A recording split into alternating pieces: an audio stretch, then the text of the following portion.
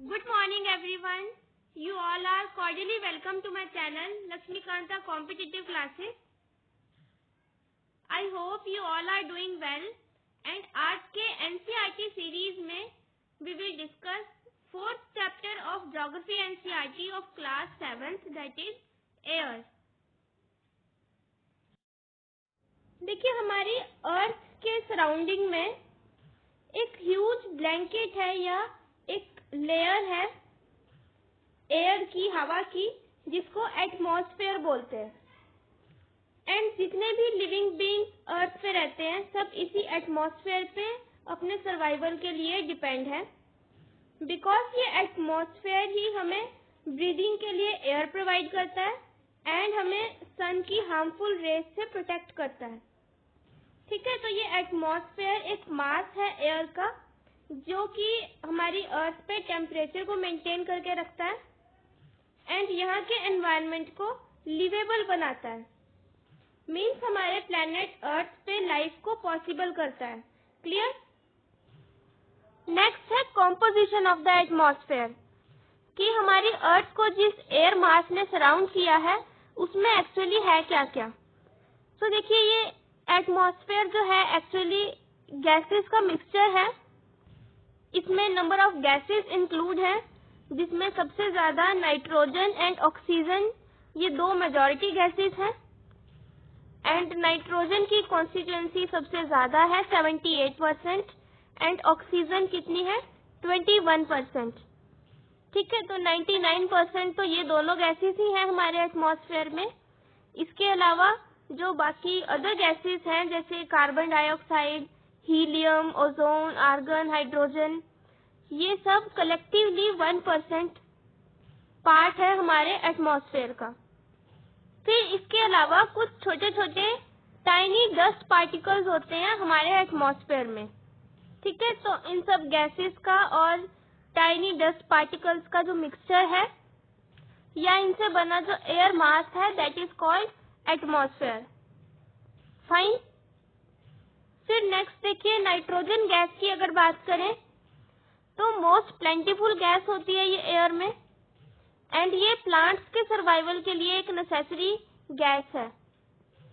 ये प्लांट्स की ग्रोथ में हेल्प करती है, लेकिन प्लांट्स नाइट्रोजन को डायरेक्टली एयर से नहीं ले सकते। इसके लिए प्लांट्स की रूट्स में, सॉइल में जो बैक्टीरिया प्रेजेंट होते हैं वो नाइट्रोजन इनहेल करके फिर उसकी फॉर्म चेंज करके प्लांट्स के लिए यूजेबल बनाते हैं, फिर वहां से प्लांट्स उसको लेते हैं। ठीक है, नेक्स्ट है ऑक्सीजन जो कि सेकंड मोस्ट प्लेंटीफुल गैस है एयर में और human beings and animals breathing के लिए ऑक्सीजन यूज करते हैं। और ऑक्सीजन को प्रोड्यूस ग्रीन प्लांट्स करते हैं ड्यूरिंग फोटोसिंथेसिस। मीन्स जब प्लांट्स अपना न्यूट्रिशन लेते हैं फोटोसिंथेसिस की प्रोसेस से, जिसमें वो सनलाइट की प्रेजेंस में वाटर, कार्बन डाइऑक्साइड, इन सब मटेरियल्स को यूज करके अपना फूड प्रिपेयर करते हैं, तब ग्रीन प्लांट्स ऑक्सीजन रिलीज करते हैं। फाइन। एंड कार्बन डाइऑक्साइड को वो यूज करते हैं, तो ये प्लांट्स के लिए इम्पोर्टेंट गैस है और इसको release human beings and animals करते हैं। ठीक है, तो प्लांट्स हमारे लिए ऑक्सीजन रिलीज करते हैं एंड हम उसको इनहेल करके प्लांट्स के लिए कार्बन डाइऑक्साइड रिलीज करते हैं। क्लियर? देखो carbon dioxide human beings and animals के अलावा फॉसिल फ्यूल्स बर्न करने से भी रिलीज होती है एंड अगर हम ज्यादा फॉसिल फ्यूल्स बर्न करेंगे तो इसका जो कंटेंट है एटमॉस्फेयर में वो इंक्रीज होता है एंड ये गैस अर्थ का टेम्परेचर इंक्रीज कर देती है और फिर इसको इनहेल करने वाले प्लांट्स को तो हम कट करते जा रहे हैं एंड फॉसिल फ्यूल्स ज्यादा बर्न कर रहे हैं। ठीक है, तो इसी वजह से ग्लोबल वार्मिंग की भी प्रॉब्लम हम फेस कर रहे हैं नाउअडेज। ठीक है, अब देखो स्ट्रक्चर कैसा होता है एटमॉस्फेयर का।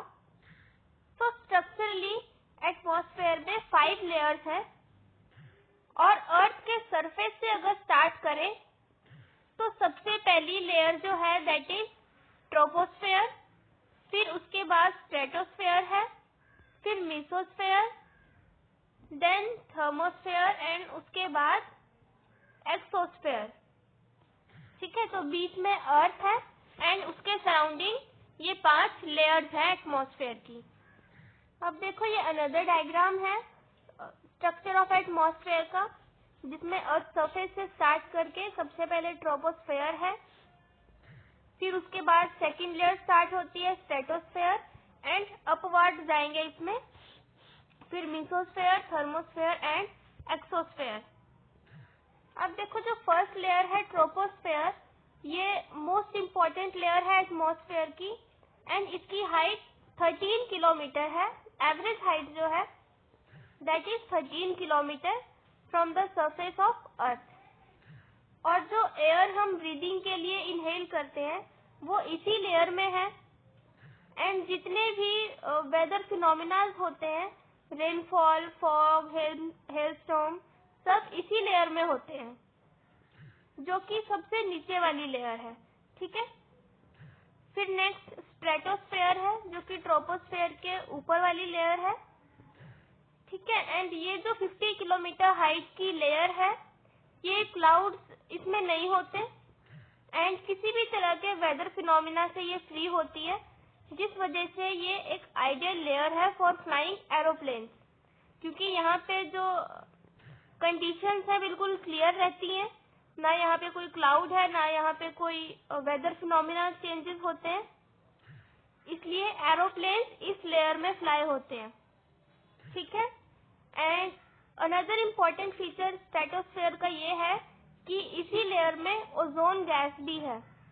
ठीक है, ओजोन गैस की जो एक लेयर है हमारे एटमॉस्फेयर में, जो सन की हार्मफुल रेज से हमें प्रोटेक्ट करती है, वो स्ट्रेटोस्फेयर में है। ठीक है, नेक्स्ट है मेसोस्फेयर।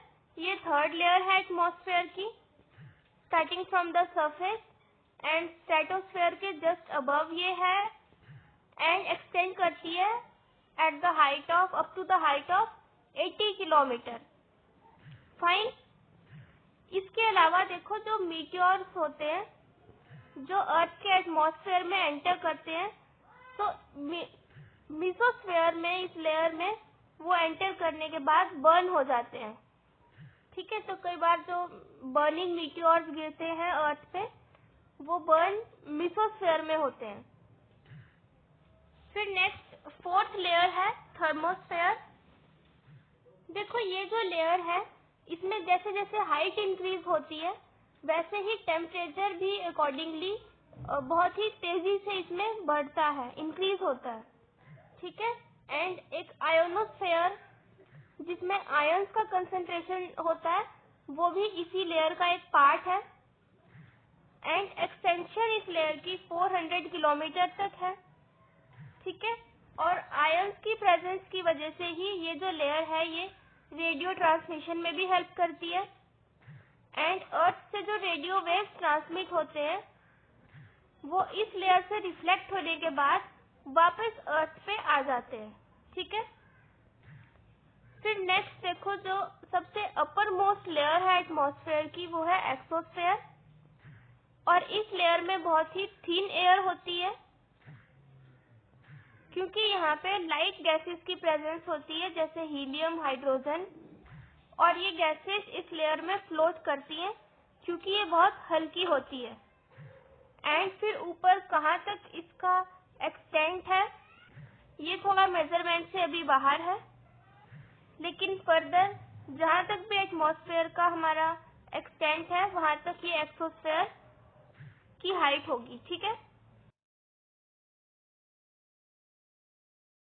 अब देखो हमारे एटमॉस्फेयर की जो लोअर मोस्ट लेयर है ट्रोपोस्फेयर, ये सबसे इम्पोर्टेंट लेयर है बिकॉज जितने भी वेदर फिनोमिनाज होते हैं, चाहे day to day weather changes हो या सीजन वाइज चेंज हो मौसम में, तो सभी तरह के जो फिनोमिनाज हैं, रेन, प्रेसिपिटेशन, ह्यूमिडिटी या क्लाउड फॉर्मेशन, सब कुछ इसी लेयर में होता है और इस लेयर के बियॉन्ड ऐसे कुछ क्लाइमेटिक फिनोमिनाज नहीं होते।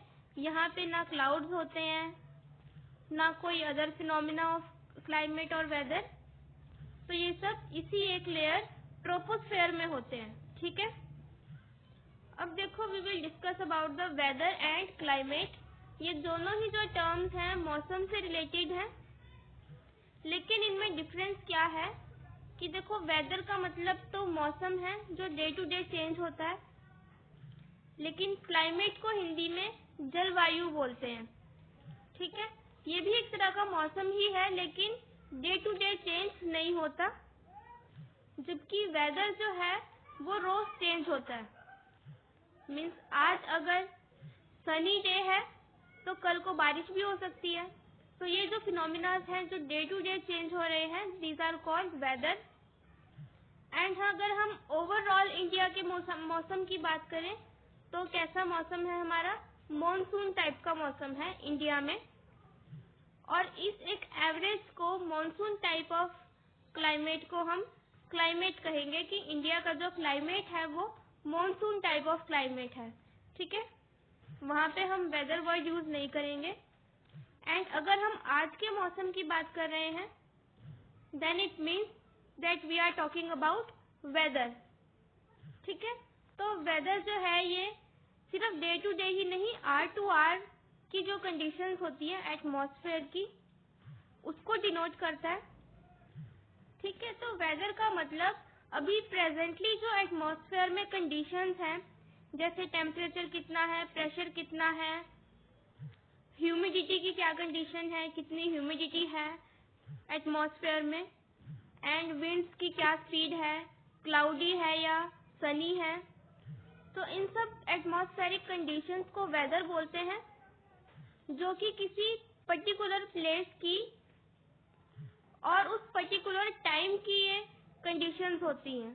जबकि क्लाइमेट जो होता है वो इन वेदर कंडीशंस का एवरेज होता है कि एवरेज किस तरह का मौसम इस जगह पे रहता है, मीन्स ये लॉन्गर टाइम का होता है, एंड वेदर उसी एक पर्टिकुलर टाइम और प्लेस का। क्लियर? अब नेक्स्ट हम एटमॉस्फेरिक कंडीशंस को डिस्कस करेंगे वन बाय वन। सबसे पहले है टेम्परेचर। तो देखिए कोई चीज कितनी गर्म है और कितनी ठंडी है उसको हम टेम्परेचर कहते हैं। एंड एटमॉस्फेयर का जो टेम्परेचर होता है उसमें भी एयर की डिग्री देखी जाती है, हॉटनेस एंड कोल्डनेस की। ठीक है, एंड ये जो टेम्परेचर है एटमॉस्फेयर का ये बहुत ही रैपिडली वेरी करता है, डे एंड नाइट में भी चेंज होता है, एंड सीजन टू सीजन भी चेंज होता है। ठीक है, सीजन टू सीजन अगर देखें तो समर्स में टेम्परेचर ज्यादा होता है कंपैरेटिवली विंटर्स में लेसर टेम्परेचर होता है average, and day to night तो ये वेरी करता ही है कि मॉर्निंग में जैसे कम होता है, फिर नून के टाइम पे इंक्रीज होता जाता है, एंड फिर देन डिक्रीज होता जाता है इवनिंग तक। ठीक है, तो काफी रैपिडली ये वेरी करता है। और टेम्परेचर के डिस्ट्रीब्यूशन को जो एक इम्पोर्टेंट फैक्टर इन्फ्लुएंस करता है वो है इंसोलेशन। इंसोलेशन का मतलब है जो सोलर एनर्जी अर्थ को मिलती है सन से, उसको इंसोलेशन बोलते हैं। एंड ये एनर्जी सबसे ज्यादा इक्वेटर के आसपास वाले रीजन पे या इक्वेटर पे रिसीव होती है, एंड पोलवार्ड डिक्रीजिंग अमाउंट में अर्थ पे ये सोलर एनर्जी रिसीव होती है अर्थ पे। तो जहाँ पे ज्यादा इंसोलेशन आ रही है वहाँ पे टेम्परेचर ज्यादा होता है, एंड जहाँ पे कम आती है वहाँ पे कम टेम्परेचर होगा। ठीक है, एंड टेम्परेचर को मेजर करने का जो स्टैंडर्ड यूनिट होता है वो होता है सेल्सियस, और ये सेल्सियस यूनिट एंडर सेल्सियस के नाम पे रखा है, जिसमें वाटर 0 डिग्री सेल्सियस पे फ्रीज होता है, एंड बॉइलिंग पॉइंट वाटर का 100 डिग्री सेल्सियस होता है। ठीक है, एंड टेम्परेचर को मेजर करने का जो इंस्ट्रूमेंट होता है दैट इज थर्मामीटर। अब देखो टेम्परेचर जो है वो सिटीज और विलेजेस में भी डिफरेंट होता है, एंड सिटीज में ये हायर होता है than that of villages, because जो कंक्रीट और मेटल्स यूज होते हैं बिल्डिंग्स में और रोड्स में वो बहुत जल्दी हीटअप हो जाते हैं डे के टाइम, एंड ये हीट फिर नाइट के टाइम रिलीज भी हो जाती है। इसी वजह से सिटीज में ये कंक्रीट मटेरियल ज्यादा होने की वजह से टेम्परेचर ज्यादा होता है, एंड विलेजेस में टेम्परेचर कम होता है, मीन्स वहां पे ठंडा मौसम रहता है। फाइन। नेक्स्ट है एयर प्रेशर। देखो, एयर प्रेशर का मतलब एक्चुअली एयर का वेट होता है, जो एयर के वेट से एक प्रेशर हमारी अर्थ पे और हमारी बॉडी पे पड़ता है। So that great force is air pressure. ठीक है। एंड एटमॉस्फेरिक प्रेशर, एटमॉस्फेयर के स्ट्रक्चर में सबसे ज्यादा जो हाईएस्ट एयर प्रेशर होता है वो सी लेवल पे होता है, एंड फिर ये हाइट वाइज डिक्रीज करता जाता है। फॉर एग्जाम्पल, अर्थ सरफेस पे अगर यहाँ टेम्परेचर 20 डिग्री है, तो ऊपर जाते हुए जैसे इंक्रीजिंग हाइट के साथ यहाँ कहीं टेम्परेचर 15 डिग्री होगा, और ऊपर जाएंगे तो 10 डिग्री, और ऊपर जाएंगे तो 5 डिग्री, 4 डिग्री, एंड ऐसे ये डिक्रीज करता जाएगा, माइनस में पहुंच जाएगा। ठीक है। एंड जनरली ये जो टेम्परेचर है ये 6.5 डिग्री पर 1 किलोमीटर के रेट से डिक्रीज होता है। मीन्स कि 1 किलोमीटर ऊपर हाइट पे जाने में, फॉर एग्जाम्पल यहाँ अगर 1 किलोमीटर की हाइट है ये सरफेस से, ये 20 डिग्री टेम्परेचर है अर्थ सरफेस का, तो 1 किलोमीटर हाइट पे जाने पे 20 डिग्री से 6.5 डिग्री टेम्परेचर माइनस हो जाएंगे। तो यहाँ कहीं पे जो एटमॉस्फेयर का टेम्परेचर है वो 13.5 डिग्रीज के आसपास होगा। ठीक है। अब देखो, वर्टिकली तो एटमॉस्फेयर के स्ट्रक्चर में एल्टीट्यूड, इंक्रीजिंग एल्टीट्यूड या इंक्रीजिंग हाइट के साथ प्रेशर भी डिक्रीज होता है और टेम्परेचर भी डिक्रीज होता है। जितनी हाइट में ऊपर की तरफ जाएंगे उतना ही टेम्परेचर भी कम होगा और प्रेशर भी। एंड सी लेवल पे प्रेशर और टेम्परेचर हाईएस्ट होते हैं। लेकिन अगर हॉरिजॉन्टली देखें, मीन्स अर्थ के सरफेस पे टेम्परेचर और प्रेशर का नेगेटिव रिलेशन होता है। मतलब जहाँ पे टेम्परेचर हाई होगा तो प्रेशर वहाँ लो होता है, एंड जहाँ पे टेम्परेचर लो होता है प्रेशर हाई होता है।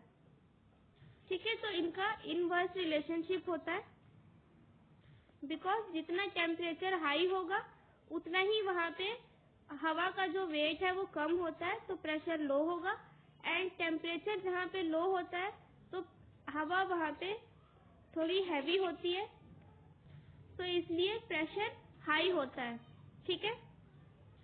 And point to be remember कि एयर की जो मूवमेंट होती है, बिकॉज एयर चलती भी है ना, और एयर की जो मूवमेंट है जिसको हम विंड बोलते हैं, मूविंग एयर, ये हमेशा हाई प्रेशर से लो प्रेशर की तरफ मूव करती है।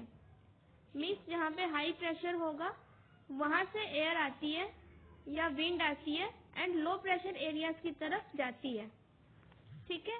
तो इफ यू हैव ऑब्जर्व कि जब हवा चलती है तो वो ठंडी ठंडी फील होती है, बिकॉज वो हाई प्रेशर एरिया से आती है, एंड हाई प्रेशर कहाँ होता है? जहाँ टेम्परेचर कम होता है। ठीक है। तो हमेशा कंपैरेटिवली लोअर टेम्परेचर वाले एरिया से ही विंड मूव करके हाई टेम्परेचर वाले एरियाज की तरफ जाती है, या कह सकते हैं कि हाई प्रेशर एरियाज की तरफ से लो प्रेशर एरियाज की तरफ एयर की मूवमेंट होती है। ठीक है। और इस मूवमेंट को हम क्या कहते हैं? विंड। फाइन। तो विंड क्या होता है? Moving air. और विंड की जो डायरेक्शन होती है कि विंड किस तरफ से आ रही है, ये देखने के लिए हम क्या यूज करते हैं? Wind vane. ठीक है। एंड अगर एयर का हमें प्रेशर मेजर करना है कि एटमॉस्फेयर में प्रेशर कितना है, तो ये बारोमीटर एक इंस्ट्रूमेंट होता है, उससे मेजर किया जाता है। क्लियर? अब देखो, जैसे एयर में वेट होता है, ऐसे ही हमारी बॉडी में भी वेट होता है, एंड दोनों के प्रेशर से बैलेंस बना रहता है। लेकिन मून पे ना तो एयर है एंड ना ही प्रेशर है। इसलिए एस्ट्रोनॉट्स को जब मून पे जाते हैं तो उनको कुछ स्पेशल प्रोटेक्टिव स्पेस सूट्स पहनने पड़ते हैं जो कि हवा से भरे हुए होते हैं, ताकि एयर एंड बॉडी वेट के जो प्रेशर से बैलेंस मेंटेन करना होता है वो हो सके। फाइन। नेक्स्ट देखो, हम विंड्स के बारे में डिस्कस कर रहे थे, और ये जो विंड्स होती है ये ब्रॉडली 3 टाइप्स में डिवाइडेड है। First is permanent winds, second seasonal winds and third local winds. तो देखिए, फर्स्ट जो है परमानेंट विंड्स, ये वो विंड्स हैं जो कि थ्रू आउट द ईयर किसी एक पर्टिकुलर डायरेक्शन में कॉन्स्टेंटली ब्लो करती हैं। ठीक है, तो हमेशा ही प्रिवेलेंट रहती है ये विंड्स। एग्जाम्पल्स इसमें ट्रेड विंड्स, वेस्टर्लीज और ईस्टर्लीज के हैं, क्योंकि ये winds through out the year constantly blow करती हैं हमारे एटमॉस्फेयर में, एंड इनकी डायरेक्शन भी सेम रहती है थ्रू आउट द ईयर। ठीक है, जैसे इस डायग्राम्स में कुछ बेल्ट बनी हुई हैं। जैसे ये इक्वेटर के आसपास एक लो प्रेशर रीजन है, एंड इससे 30 to 35 degree north and south की जो बेल्ट्स हैं, इनके बीच में ट्रेड विंड्स चलती हैं, एंड ये नॉर्थ ईस्ट डायरेक्शन से आ रही हैं इस तरफ, तो ये नॉर्थ ईस्ट ट्रेड विंड्स हैं, एंड ये साउथ ईस्ट से आ रही हैं, तो ये साउथ ईस्ट ट्रेड विंड्स हैं। क्योंकि विंड्स का जो नाम होता है वो इनके प्लेस ऑफ ओरिजिन से डिराइव होता है कि कहाँ से विंड आ रही है, एंड जैसे ये नॉर्थ ईस्ट से आ रही है इधर से, तो ये नॉर्थ ईस्ट ट्रेड विंड्स हैं, एंड ये साउथ ईस्ट से आ रही है तो साउथ ईस्ट ट्रेड विंड्स हैं, एंड यहाँ पे आके ये मीट करती है इक्वेटोरियल लो प्रेशर बेल्ट में। ठीक है, फिर 30-35 डिग्री नॉर्थ एंड साउथ में ये जो बेल्ट है, इसके बाद यहाँ से 60 डिग्री लैटिट्यूड की जो बेल्ट है, नॉर्थ एंड साउथ दोनों तरफ, ये सब पोलर लो प्रेशर बेल्ट हैं, एंड ये हाई प्रेशर बेल्ट है। तो देखो, जैसे विंड जो है वो हमेशा हाई प्रेशर से लो प्रेशर की तरफ मूव करती है, इसीलिए ये हाई प्रेशर से इधर लो प्रेशर की तरफ को आ रही थी यहाँ पे, एंड यहाँ पे फिर इनकी डायरेक्शन हाई प्रेशर से लो प्रेशर की तरफ इधर पोलवार्ड हो जाएगी। पहले इक्वेटर पे लो प्रेशर है यहाँ, तो इनकी डायरेक्शन इस तरफ थी, एंड अब पोलवार्ड यहाँ पे लो प्रेशर है, तो इनकी डायरेक्शन इधर है। ये प्रिवेलिंग वेस्टर्लीज है, एंड क्योंकि ये वेस्ट से आ रही है इसलिए इनका नाम वेस्टर्लीज है, नॉर्दर्न हेमिस्फीयर में भी और सदर्न हेमिस्फीयर में भी। ठीक है, नेक्स्ट फिर पोलर ईस्टर्लीज है, क्योंकि यहाँ पे ये फ्रिजिड जोन है, यहाँ पे हाई प्रेशर है, एंड साउथ में भी ये फ्रिजिड जोन है, यहाँ भी हाई प्रेशर है, तो इसके कंपैरेटिवली अब लो प्रेशर ये 60 डिग्री वाले लैटिट्यूड्स पे है, तो यहाँ से wind high pressure to low pressure इस तरह से मूव करेगी। ठीक है, और ये जो सारी विंड्स हैं ये परमानेंट विंड्स हैं, इनकी डायरेक्शन चेंज नहीं होती, ये थ्रू आउट द ईयर हमारे एटमॉस्फेयर में रहती हैं, एंड अपनी पर्टिकुलर डायरेक्शंस में ब्लो करती हैं। फाइन। नेक्स्ट है सीजनल विंड। सीजनल विंड्स वो होती हैं जो सीजन के अकॉर्डिंग अपनी डायरेक्शन चेंज करती है। जैसे इंडिया में मॉनसून की जो विंड्स होती हैं वो साल में 2 बार अपनी डायरेक्शन चेंज करती हैं, तो वो एक सीजनल विंड है। ठीक है, नेक्स्ट है लोकल विंड। ये लोकल विंड्स जो होती हैं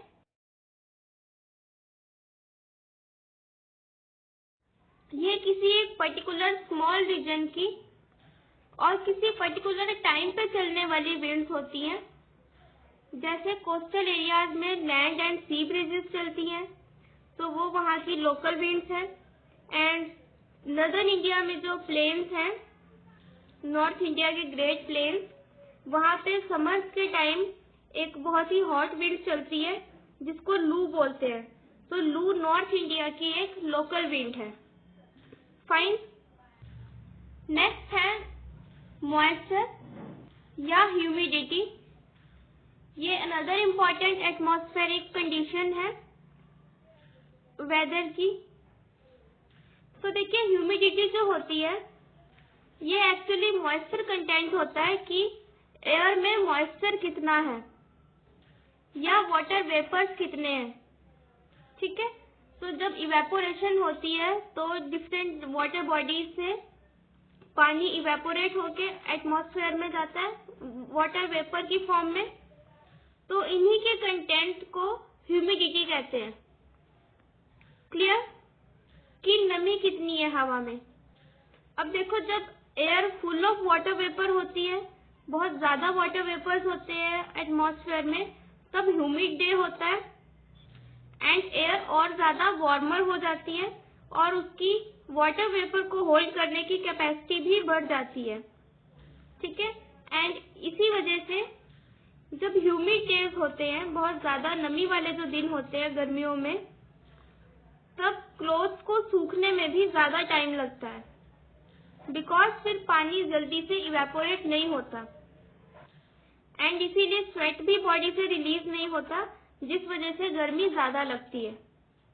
ठीक है। एंड ये जो वाटर वेपर होते हैं जब ये अबव राइज करते हैं मीन्स ऊपर की तरफ जाते हैं हायर एल्टीट्यूड्स पे, तो ये ठंडे होने स्टार्ट हो जाते हैं एंड कंडेंस होने के बाद छोटी छोटी वाटर की ड्रॉपलेट्स में कन्वर्ट हो जाते हैं एंड देन ये क्लाउड्स बन जाते हैं। तो क्लाउड्स क्या होता है, जस्ट ये इन छोटी छोटी टाइनी वाटर ड्रॉपलेट्स के ही मासेस होते हैं जिनको क्लाउड्स बोलते हैं। एंड जब ये पानी की ड्रॉपलेट्स बहुत ज्यादा हैवी हो जाती हैं एंड एयर में फ्लोट नहीं कर पाती, then they come down on earth as precipitation. फिर ये अर्थ पे वापस रेनफॉल या प्रेसिपिटेशन की और किसी फॉर्म में अर्थ पे वापस आ जाते हैं। ठीक है। अब देखो जेट प्लेन्स को फ्लाई करते हुए आपने स्काई में देखा होगा कि इनके पीछे एक व्हाइट ट्रेल रह जाती है और ये व्हाइट ट्रेल एक्चुअल में क्या होता है, मॉइस्चर होता है जो कि इनके इंजन से कंडेंस होता है एंड कुछ टाइम तक ये स्काई में एज इट इज दिखाई देता है। फिर एयर की मूवमेंट के बाद ये डिस्पर्स हो जाता है एंड थोड़ी देर के बाद फिर दिखाई नहीं देता। ठीक है। तो ये भी एक मॉइस्चर का ही एग्जाम्पल है। नेक्स्ट अब समझिए कि प्रेसिपिटेशन क्या होता है।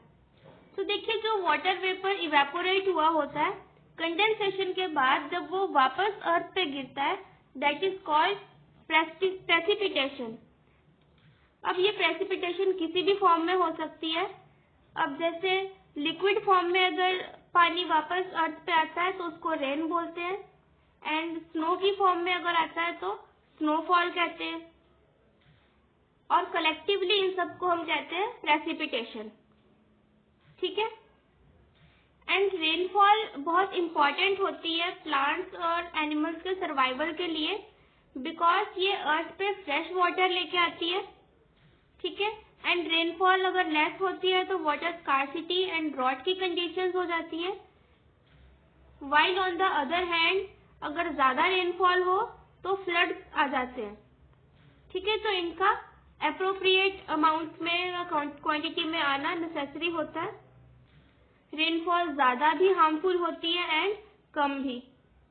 नेक्स्ट देखो वेदर इंस्ट्रूमेंट्स हमने पढ़े थे कि टेम्परेचर को मेजर करने के लिए थर्मामीटर यूज किया जाता है, प्रेशर को मेजर करने के लिए बैरोमीटर, विंड की डायरेक्शन देखने के लिए विंड वेन यूज करते हैं एंड ऐसे ही अमाउंट ऑफ रेनफॉल मेजर करने के लिए रेन गॉज नाम का इंस्ट्रूमेंट यूज किया जाता है। ठीक है। एंड ये रेनफॉल सेंटीमीटर्स में मेजर करते हैं।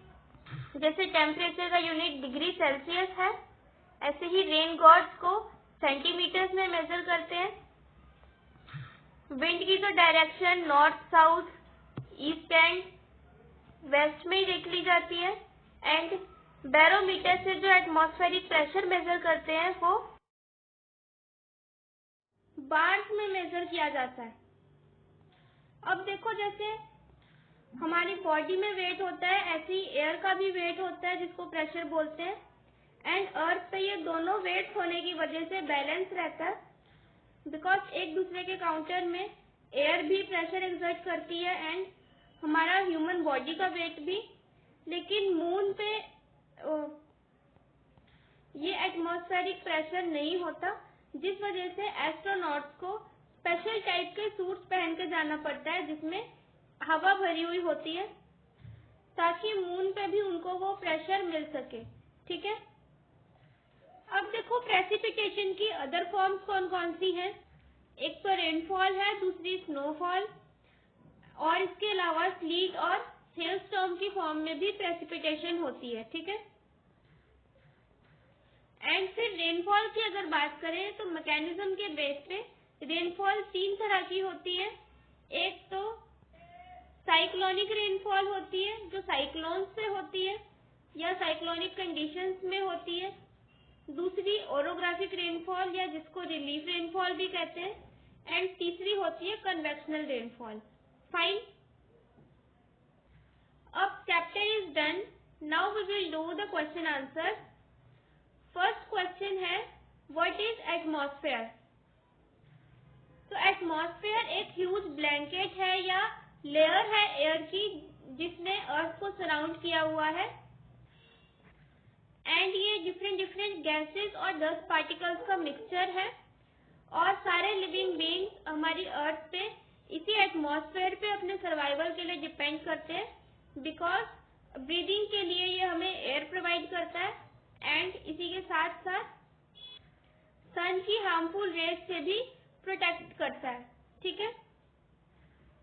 अब नेक्स्ट क्वेश्चन है, which two gases make the bulk of the atmosphere. कि एटमॉस्फेयर में दो मेजॉरिटी गैसेस कौन कौन सी हैं। तो एक तो नाइट्रोजन है, जो कि 78% है हमारे एटमॉस्फेयर में, एंड दूसरी है ऑक्सीजन।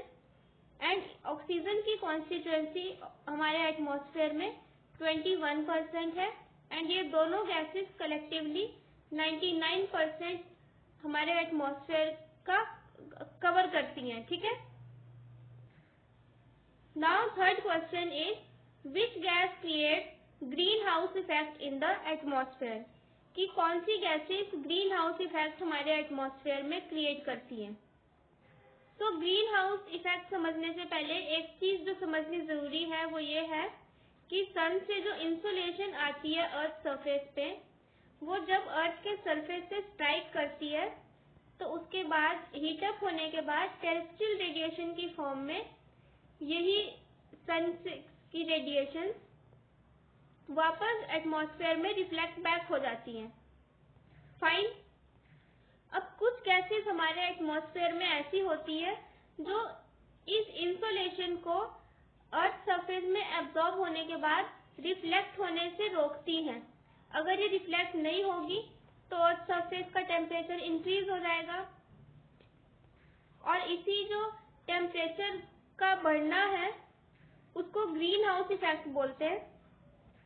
और ऐसी कुछ इम्पोर्टेंट गैसेस, एक तो कार्बन डाइऑक्साइड है जो कि ग्रीन हाउस इफेक्ट क्रिएट करती है, और दूसरी मीथेन है। और भी है पर ये इम्पोर्टेंट है।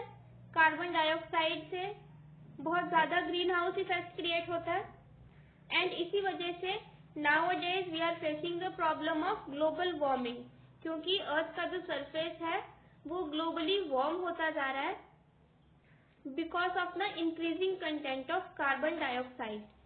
फाइन। अब नेक्स्ट क्वेश्चन है, व्हाट इज वेदर। कि मौसम क्या होता है या वेदर क्या है।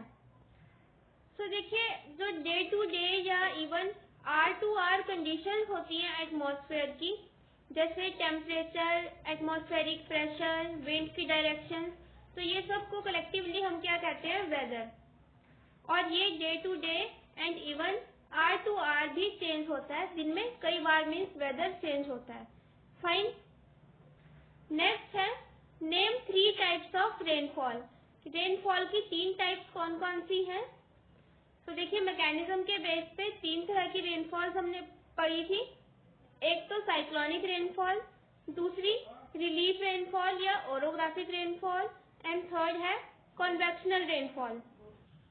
अब नेक्स्ट एंड लास्ट क्वेश्चन है व्हाट इज एयर प्रेशर, कि एयर या एटमॉस्फेरिक प्रेशर क्या है। तो एयर प्रेशर को हम ऐसे डिफाइन कर सकते हैं कि ये ऐसा प्रेशर है जो कि एयर का वेट एक्सर्ट करता है ऑन अर्थ सरफेस, कि अर्थ के सरफेस पे एयर का जो वेट है वो एक प्रेशर एक्सर्ट करता है। जैसे हमारी ह्यूमन बॉडी में वेट होता है ऐसे ही एयर का भी वेट होता है, एंड उससे जो प्रेशर एक्सर्ट होता है that is atmospheric pressure. And इसको हम एक इंस्ट्रूमेंट बैरोमीटर से मेजर करते हैं इन बार्स या मिलीबार। फाइन। एंड हॉरिजॉन्टली ये एयर प्रेशर टेम्परेचर के साथ इनवर्सली रिलेटेड है।